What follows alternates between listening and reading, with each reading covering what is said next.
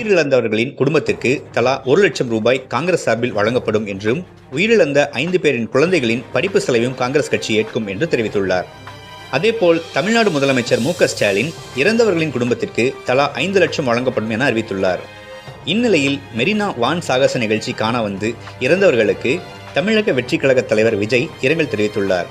இது தொடர்பாக அவர் தனது எக்ஸ் சமூக வலைதள பக்கத்தில் சென்னையில் இந்த விமானப்படை சார்பில் மெரினா கடற்கரையில் நடைபெற்ற சாகச நிகழ்ச்சியின் போது 5 பேர் உயிரிழந்த நிகழ்வு வேதனை அளிக்கிறது.